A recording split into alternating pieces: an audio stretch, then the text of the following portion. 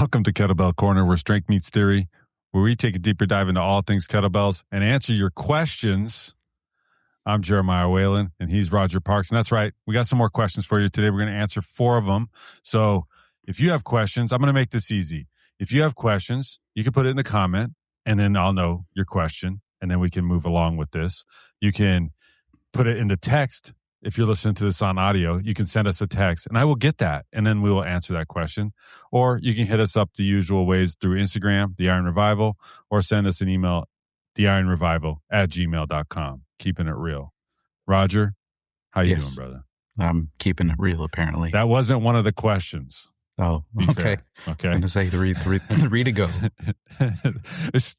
Check them off, okay? All right. Let's get started here. The first question we have is, when it comes to your nervous system, how would you go about designing a training session to get the most out of it while remaining safe? I would listen to this podcast and then first and foremost do what we say. We're talking about the nervous system. There are 3 basic things that I consider when I'm planning my own work. Okay. I very rarely program for myself unless I have a very specific goal, but I do consider these things. And I deal with this, as to most coaches, or most coaches should, daily as we work with our clients. The first thing to consider with the nervous system is get your head out of the workout and start thinking before the workout. The trap I think a lot of people fall into is, what can I do? And we've talked about this with programming. You ask somebody in the gym, well, what's your workout? Oh, I do 3 sets of 10 on the bench with 135. How long have you been doing that? I don't know, last 6 years. They have a script, right? And they follow the script. And that's just what they do. So not only is that bad programming, not only are you working either too hard or not hard enough, but you're not really getting your head where it needs to be. So I like to think of a pre-flight checklist before I'm working out. How do I feel? Do I feel Number good? 1. Am I happy? Am I in a good mood? Am I in a bad mood? How does my body feel? Am I dealing with aches and pains? What have I been doing that day? These are all part of the how do I feel questions. Right away, that's going to be most of what you probably need to consider. And if the answer is shitty, doesn't mean don't work out, but it means maybe you change things up a little bit. Maybe your effort is a little bit less, or something we've talked about before on this wonderful show is Mace 360s. Some movement. There's some basic movements I do just to get me moving, just to get me into things. And that usually lets me know how to proceed. But that's kind of the third thing that I do.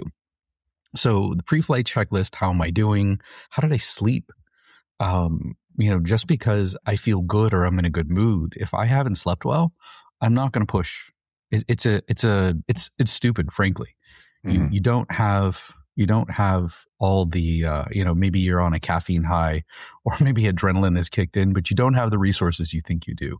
So if you just have slept like garbage, don't max out. Don't push it as far as you can. We talked about mood. That's how you feel. You're talking about your sleep, nutrition. Are you ready to work? Or are you not ready to work? Intermittent fasting is all the rage these days, but is it? It really is. And okay. I don't know if it's coming out of style, going, I don't know which way it's going.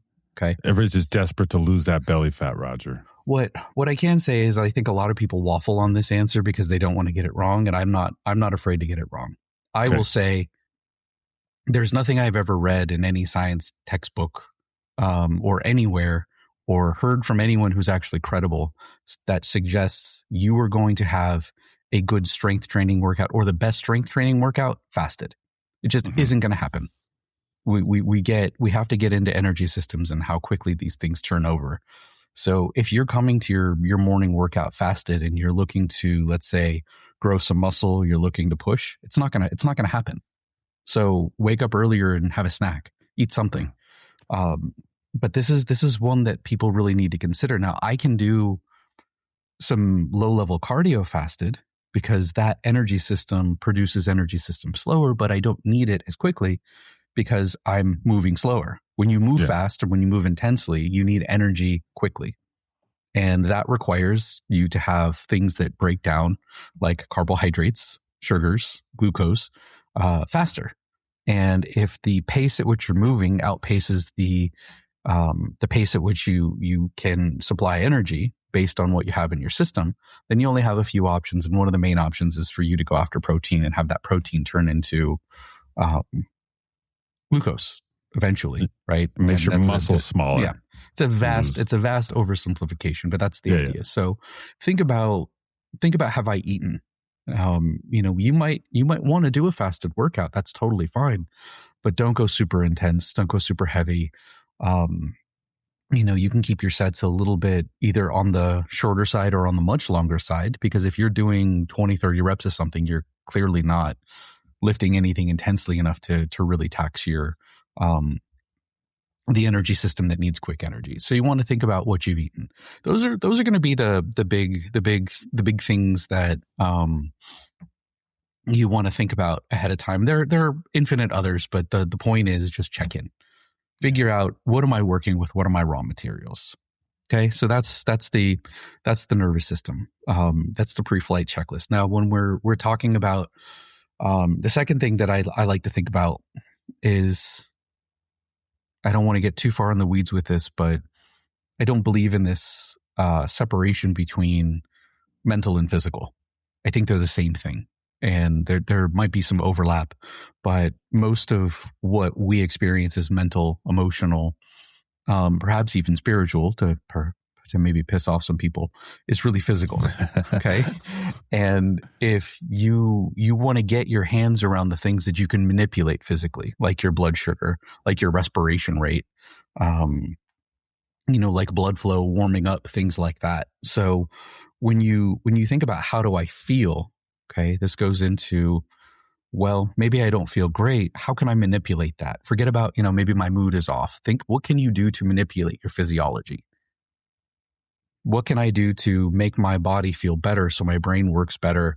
And the information, the output, which might be emotional or mental, how do I get better input based on that? I'm sure everyone's had the experience of trying to problem solve when they're hungry.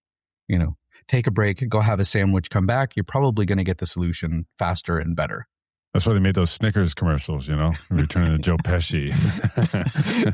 Exactly. So, get your hands on whatever you think is mental, get your hands on something physical. And the big things are food, okay, managing your blood sugar. And maybe you do have, the opportunity, maybe you're going to do a workout. It's not going to be your best, but maybe you can get your hands on a quick snack that's a bit sugary, doesn't require a lot of digestion. It's not going to make you sick.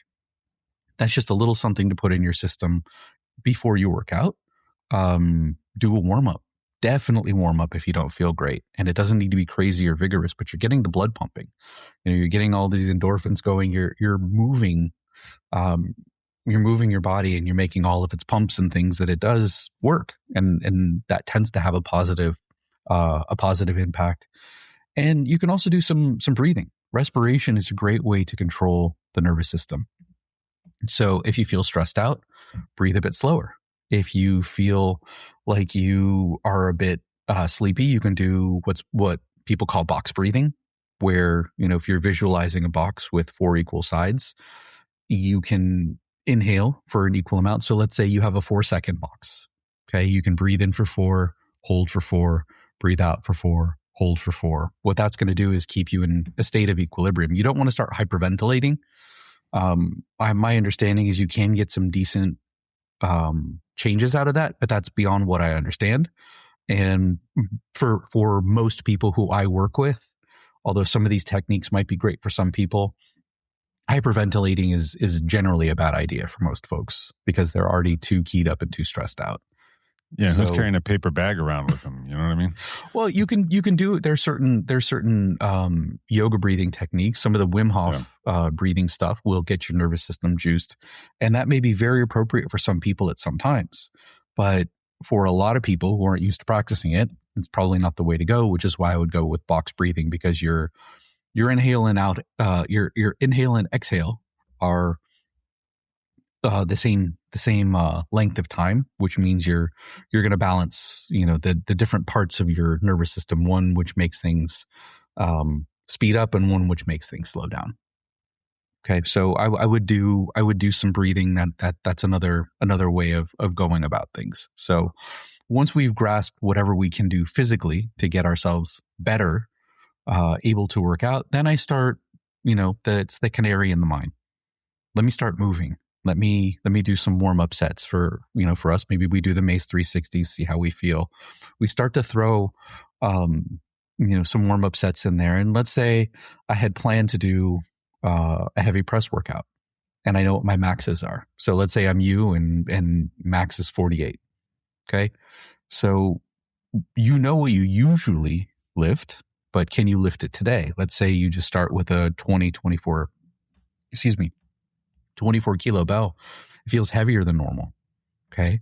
Do a couple reps, put it down, shake it off, and then come back and see, did my brain recruit some help? Is my body responding? Am I rising to the challenge, or does this still feel heavy? That's going to be a pretty good indicator that you don't want to push toward those limits. So if we have a range of, each training goal is going to have a range of what will work in terms of percentages. Okay. Again, these are averages. It's not going to be the same for everybody. But if you are trying to work in a strength range, there's some suggestion that, 70-75% is enough to do that. So work with 75% of your max. So if your max is 100 pounds, you're going to stick with 75. You're not going to go right up to, the most you can do, because your body's giving you signs, sending you signals like, hey, I'm not ready for this. So, as far as the design goes, we can't really get into program design outside of context. But when we're coming to a workout, these are things that we can do. So we can do our pre-flight checklist, just see what we're ready for, really ask about, questions about our readiness, our mood, things like that. Manipulate the physical, whatever we can get our hands on, whether it's blood sugar, blood flow, or respiration. And then start doing some test sets. How do we feel? Maybe you do the 24 and it feels like a 16. Whoa. Okay. Maybe today's that day. Maybe today's that day that I max. But in general, when you do a movement and your brain likes it, and we are talking about the nervous system, you're going to feel good about it, and you're going to get increased range of motion, or at least it's going to maintain. And you can even do a check. One common thing that I've seen in a lot of modalities is to do a movement. One that comes to mind that, some people might be familiar with, Z Health. Eric Cobb is the guy who is behind that. And one of the things he'll do is he'll do a movement and he'll bring your arm over your head. How do you feel afterwards? You do a movement and your range of motion goes from full to half. Your nervous system saying, I don't like this. It's shutting down a little bit, right? Yeah. So you avoid it. So, but that all falls into the third thing that you can do. And that's kind of put the canary in the mine and see what happens. It's an awful thing to do. So I should probably stop killing canaries, but whatever. Yeah. Too late now. The Audubon Society is after you, Roger. They're not having it. At least you can see it. All right. That being said, I'm gonna slide this just because it kind of fits naturally for this next question. What are a few things one should consider in regards to their readiness to even begin a kettlebell training? Like, say you're new to kettlebells or you're thinking about kettlebells. How do you know you're ready for this sort of thing? I've been exercising, Roger. What do I look for next? I think that the primary goal, primary thing to screen for is the ability to move through the legs and not through the spine. There are other things, but this just covers so much and alleviates so many concerns, which is why, when we're squatting, we're making sure people are using their hips. When we're, let's say, swinging, we're making sure that we start with something like a deadlift or a squat. We want to make sure that you can move the bell with the hips. So some things you can do is check, can you squat and can you deadlift without moving through your back? And, it's a bit difficult to explain. I mean, it's not that hard, but, I think we've got episodes on that, and that I don't think we have really enough time to cover this. Maybe we'll do that next week. We'll like, hey, we can do a deeper dive into kettlebell readiness. One thing that I see commonly, and let's isolate this to a ballistic, because ballistics are fast, and you can see the mistakes exaggerated. You might be fine doing something slow, and then suddenly it's fast, and it really speeds up. But two things that I see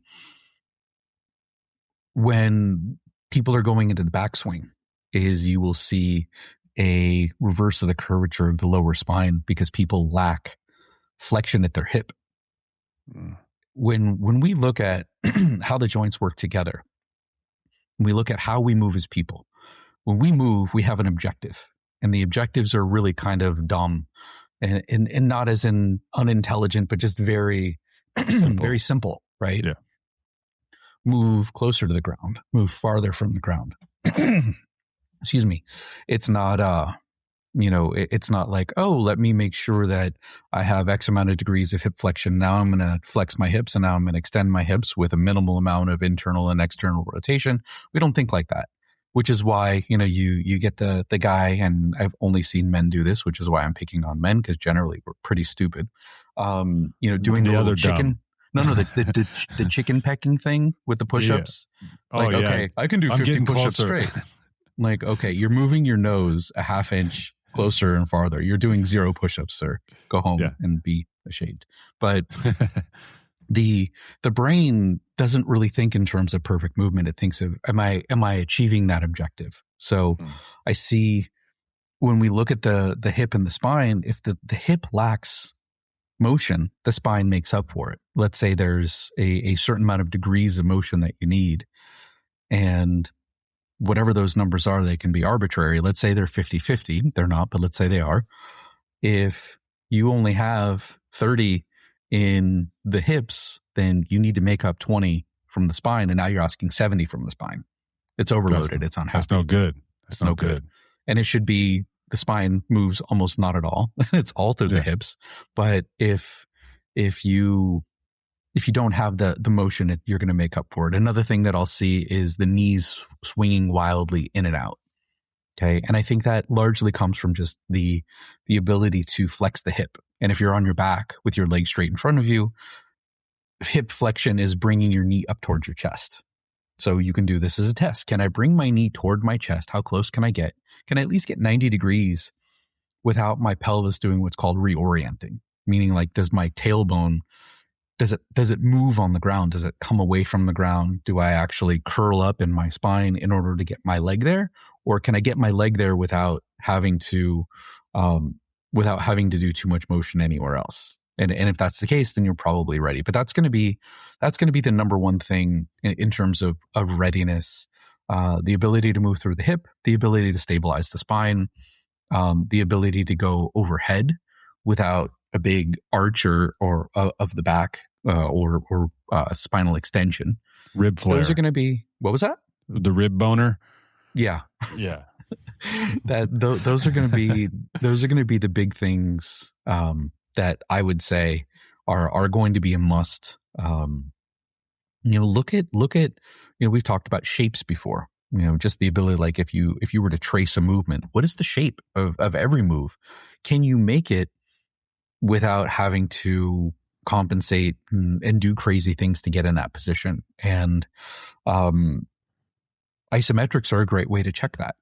Can you maintain the bottom of, let's say, a kettlebell swing isometrically? Mm-hmm. If you can't do that, then you're probably not ready to swing. And by probably, you're definitely not ready to swing. So we're not vagueness here. You're not ready. So, let's look at an isometric deadlift, an isometric squat. Can you hold the bell overhead and keep your ribs down? These are things that are prerequisites. And then I don't think it maybe the ability to do a little bit of very, very low jumping or bouncing. Are your tissues ready to do that without pain? And then as long as you are training at a reasonable volume, which is extremely infrequent in my experience, I especially when I inherit somebody who has either been trained under another system or another coach, and they're coming to me because they have problems. Often they're doing too much volume when their form still isn't good, and they're wondering why they're not getting better. You're not getting better because no one took the kettlebell out of your hand and said, stop doing that. That's wrong and that's bad. It is forcing the issue. They're like, yeah, you can do this. I saw Oprah kettlebell swinging today, so wasn't bad actually. Was she at your house? Yeah, she's cool. She lives next door. Say hi. Yeah. I can think of a dozen times when one client in particular, and I do have a habit of being maybe a little too direct. I went over there and it's like, I'm looking to advance my kettlebell training. Like, okay, can you swing? Yep. He starts doing swings. Nope. Put the bell down. And he started crying. That is awful. That is awful. That's not even close to right. Stop it. Yeah. And he laughed. A great guy. Yeah. He laughed. If they're listening, let's fix this. You know who you are. let's fix this. And we did. But the point is that once you get the basic readiness, as long as you're not really going crazy with the volume and you're working your way up, you're giving the tissues time to accommodate, you should be fine. All right. So stabilize that spine, move through the hips, and try to keep the shape the same way as it's supposed to look, more or less. That's more good. or less. More or less. All right. Well, that kind of leads into this next one. It's like we curated this list, Roger. But I didn't plan this direction, just so you know out there, folks at home. This one is, I love kettlebells and want my brother to do them as well. How can I convey some of the benefits I've found? He's out of shape, and I think this would be really good for him. And he wants him to see what he's seeing.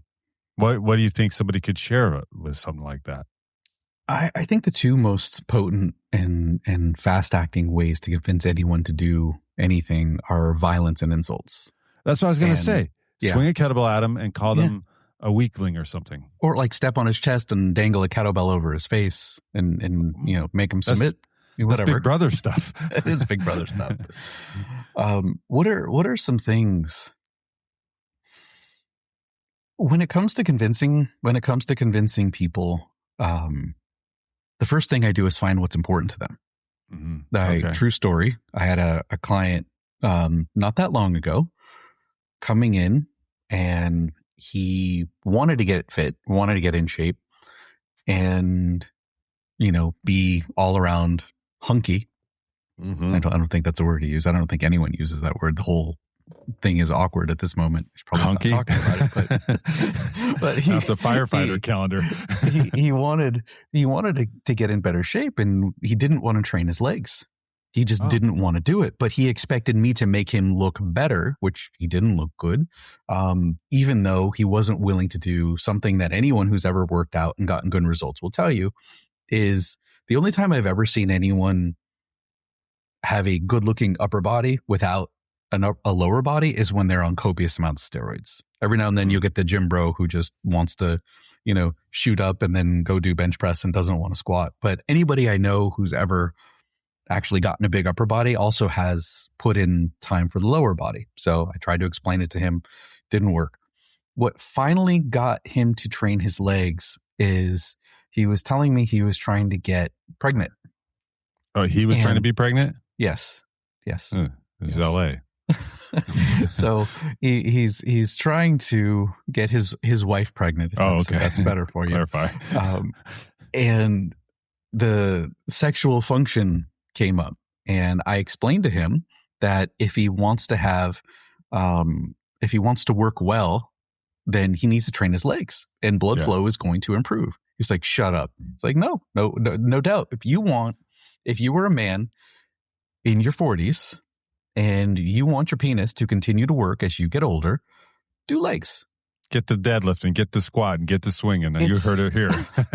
It's not the only thing that matters, but blood flow certainly does. Yeah. And training those pelvic floor muscles, all of these things go into being healthy, and blood pressure. I don't want to suddenly veer into a show on erections, but you get the stress management and you get the blood flow. To achieve an erection as a man, you have to have a decent mix You're of going there. I am the sympathetic and the parasympathetic nervous system, which goes back to the breathing thing. Yeah. I basically explained to him that if you want your junk to work, this is what you need to do. And we did legs, not a ton, just enough. And he came back wide eyed, like, I felt like I was 16, like everything's starting to work so much better. He's telling me he hung a towel off of it, and he was he was just really excited, literally. Hand towel.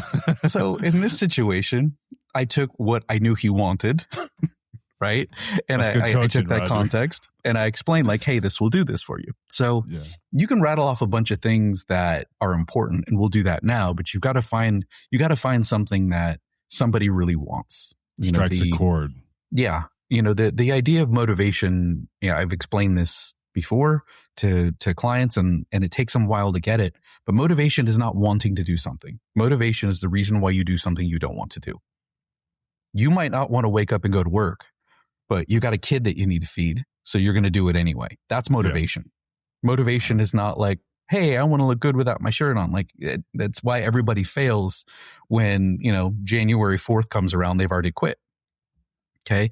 So find the thing that point of leverage that is going to get them doing this, even though they may not want to. Is this guy a good dad? Like, hey, you want to be around to watch your daughter get married? Well, quit being a fat sack, get up, grab a kettlebell, and start working. This is what it'll do for you. Then you get someone's attention. So the answer to the question that most people are expecting is kettlebell is an all-around tool. It's not going to be the best at anything except for training everything. Lower weight, high rep ballistics. But it is in my opinion, the tool, the single tool that is the best at training everything if you're just going to pick one thing. So you can do strength, you can do power, you can do endurance.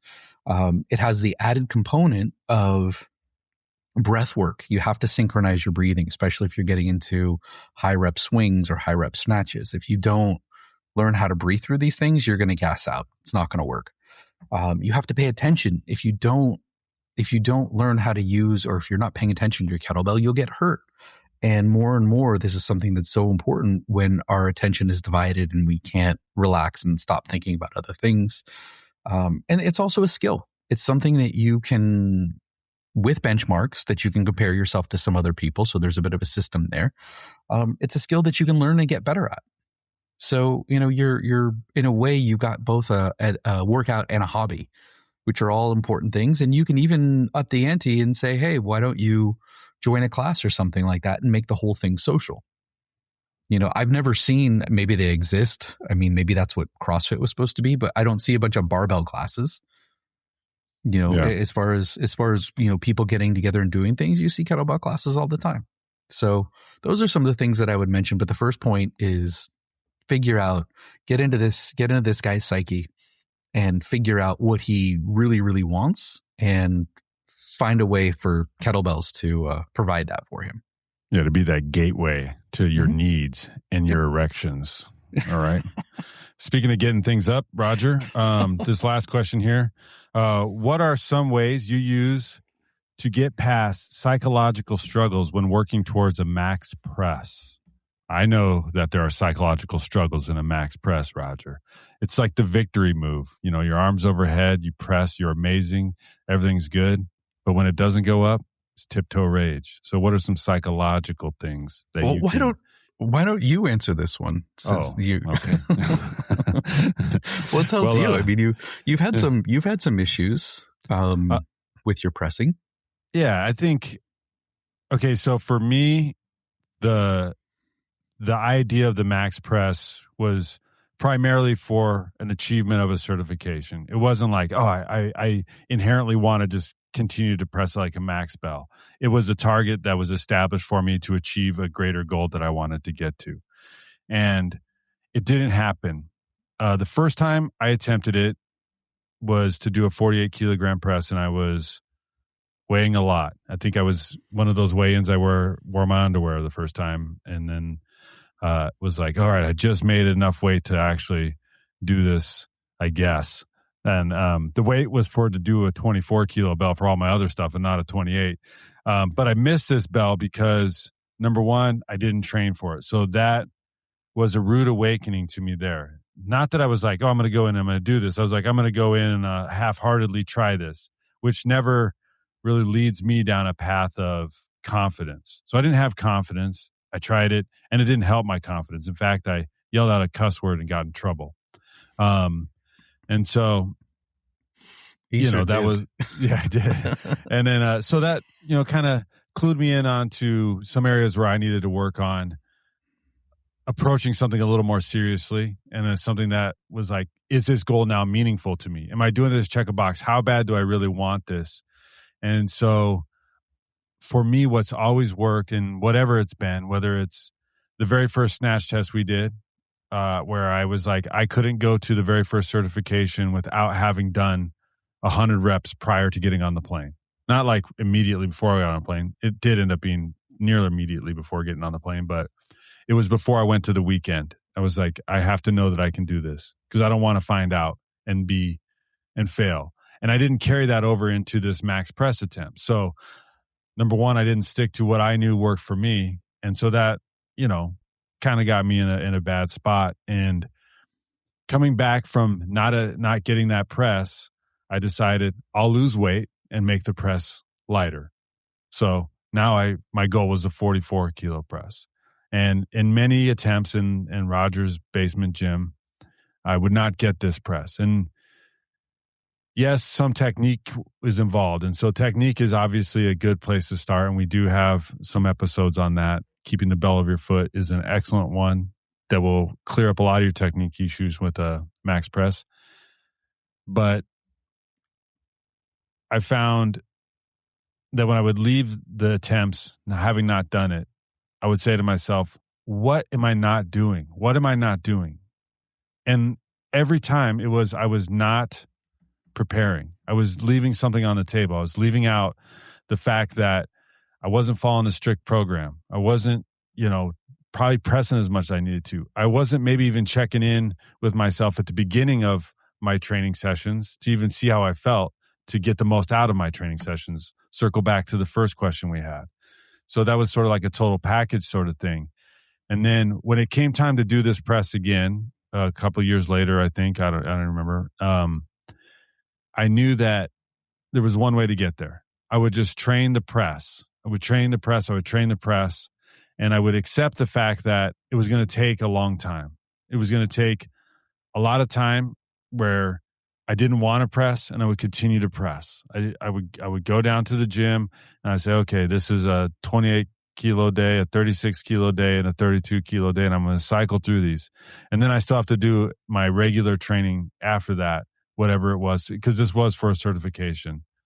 And it was starting to build that confidence, building it up.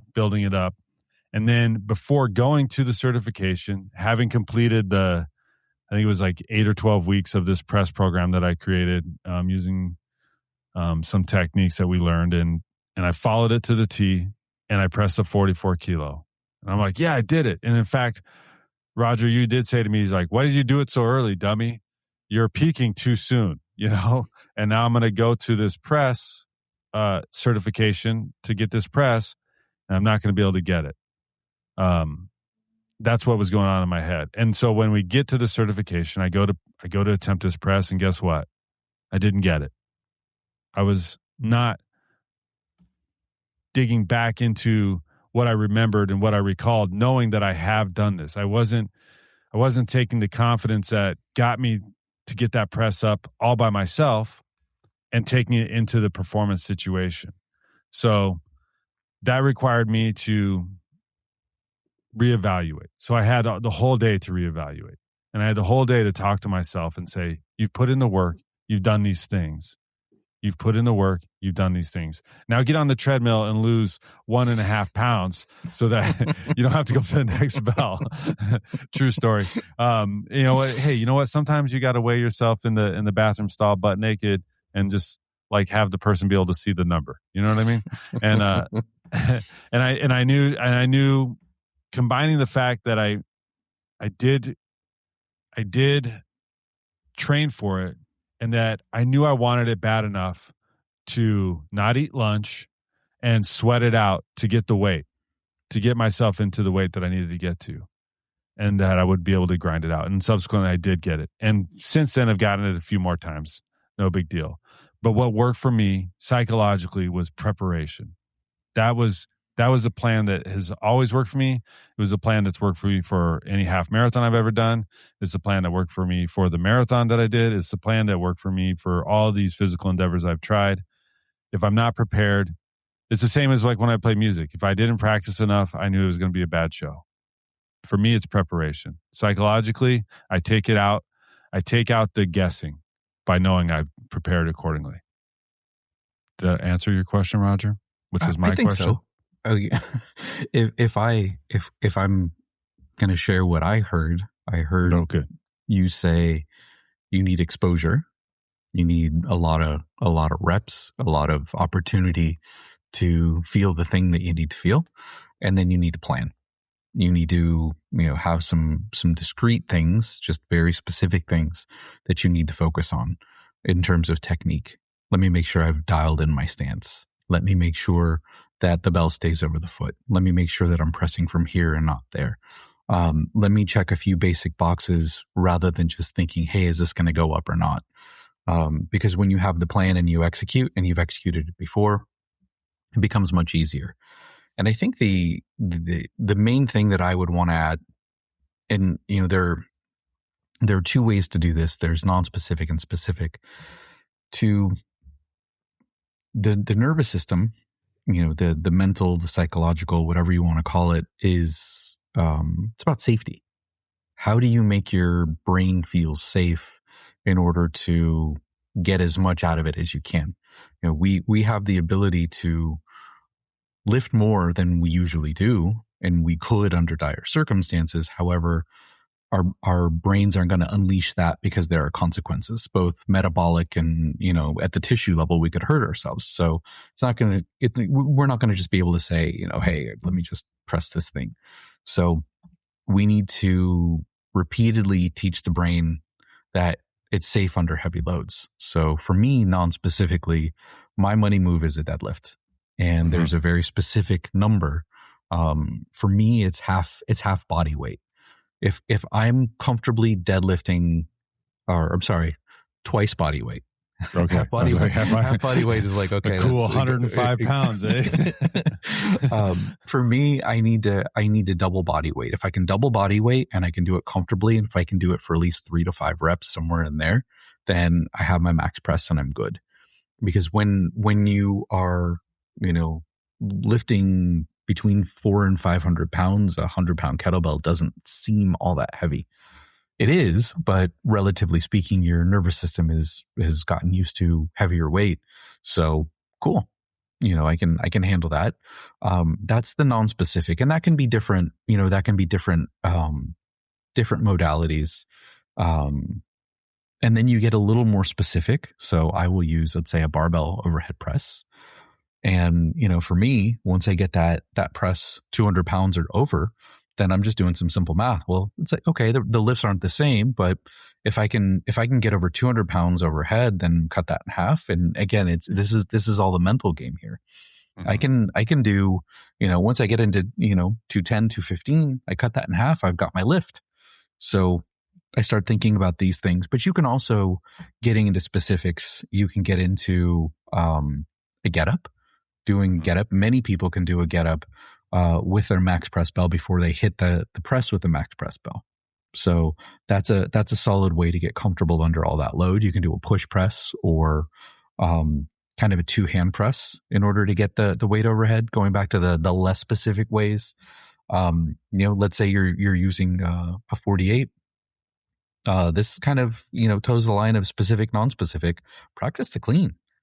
Not only, you're going to need to get a clean in order to get it into position, whether you're using one hand or two, that's still a fair amount of weight to use. So you're learning how to land that thing. So you're practicing the skill, but you're also teaching your brain, oh, this is safe. I can handle this weight.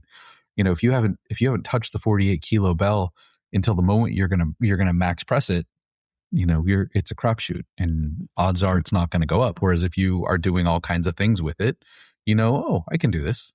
Yeah. You just got it. Yeah. That's good. That's the last thing I would add is doing both specific and non-specific strength work that just makes everything feel lighter and makes your nervous system feel safe when it comes to pressing heavy things overhead. And you're also going to do that as you're approaching, you're doing, your volume. For me, when I have this works on other people I've coached, but usually when they have 3 reps with 1 bell, then they have the next bell up. Makes sense. If you want to press the 44, if you can press the 43 times, you usually got that. You can press the 44 3 times, probably have the 48, etc. Oh, that does make sense. That's how it's worked out for me.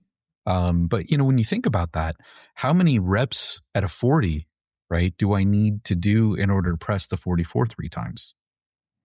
Right, that's a lot. Like 10. So, well, I mean, not the individual set, but how many times have I done it and gotten gotcha. Gotten my system used to it. Right now, I haven't been heavy pressing right now. I take time off. It still stays right around the same place, so I can go down there now, and I have no doubt that I can press a 40 kilo bell. However, when I pick it up, and I will just after this, just to see. Now that you think about it, it's going to feel heavy. Yeah. Right. I was like, oh, that's heavier than I remember, but I do it for a couple of weeks, and all of a sudden, it's like, okay, I'm repping out 5, and I'm ready to move up. Right. So your brain remembers, but a lot of that is just getting comfortable with this uncomfortable thing. That makes sense. And for the record, the deadlift thing does work. The last time I did I guess now it's probably not even my max press anymore. 2 times is deadlifted before. And the three reps with the bell below, that definitely works too. And, those are, at least I know they work for you, Roger, and they work for me, and they probably work for other people that and coach. So, all right. Anything else? No, that's 4. I'm tired. That's 4 questions. So if you want your questions answered, I told you how to do it. And if you forgot, rewind it. Be sure to download the Bells app from the Apple App Store and increase your max press and get it up. You know what I'm saying? Guaranteed. Use your phone for something good, you dirty birds. Other than that, be sure to like and subscribe and all that fun things, and share this with your friend, because maybe these questions apply to them too. All right? Stay strong, everybody.